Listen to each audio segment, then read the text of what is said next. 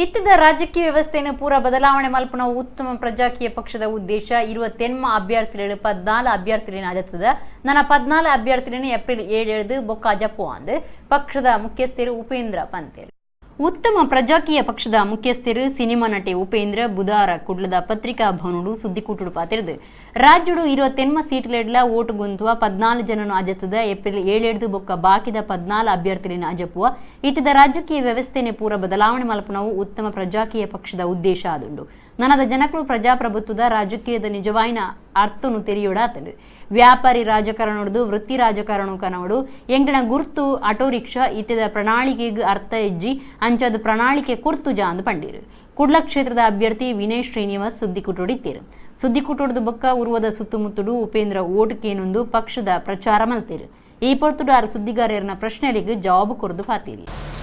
ಈಗ ನಿಮ್ಗೆಲ್ಲರೂ ಗೊತ್ತಿರೋ ಹಾಗೆ ಈ ರಾಜಕೀಯ ಅನ್ನೋ ವ್ಯವಸ್ಥೆನ ಸಂಪೂರ್ಣವಾಗಿ ಬದಲಾವಣೆ ಮಾಡುವ ಒಂದು ಪ್ರಯತ್ನ, ಒಂದು ಪ್ರಜಾಕೀಯ ವ್ಯವಸ್ಥೆ ತರಬೇಕು.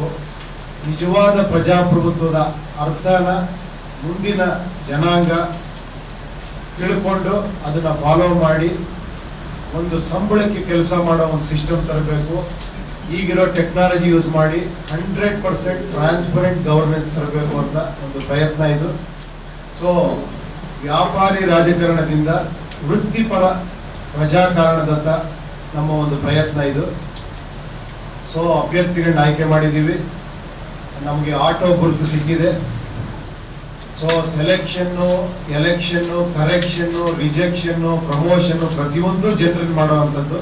ಈಗಿರೋ ಟೆಕ್ನಾಲಜಿ ಯೂಸ್ ಮಾಡಿ ಖಂಡಿತ ಜನಸಂಪರ್ಕದಿಂದ ಜನರನ್ನೇ ಇನ್ವಾಲ್ವ್ ಮಾಡಿಸ್ಬೋದು. ಅದು ಸಾಧ್ಯ ಮೈಕ್ರೋ ಲೆವೆಲ್ ಪ್ಲಾನಿಂಗ್ ಅಲ್ಲಿ ಇದ್ದಾಗ. ಮೈಕ್ರೋ ಲೆವೆಲ್ ಜನ ಖಂಡಿತ ಇನ್ವಾಲ್ವ್ ಆಗ್ತಾರೆ. ಸೊ ಮೈಕ್ರೋ ಲೆವೆಲ್ ಮ್ಯಾನಿಫೆಸ್ಟೋಗಳಿರಬೇಕು, ಮೈಕ್ರೋ ಲೆವೆಲ್ ಅಡ್ಮಿನಿಸ್ಟ್ರೇಷನ್ ಇರಬೇಕು, ಮೈಕ್ರೋ ಲೆವೆಲ್ ಜನ ಇನ್ವಾಲ್ವ್ ಆಗಬೇಕು ಅನ್ನೋದು ಒಂದು ಪ್ರಯತ್ನ ಇದು.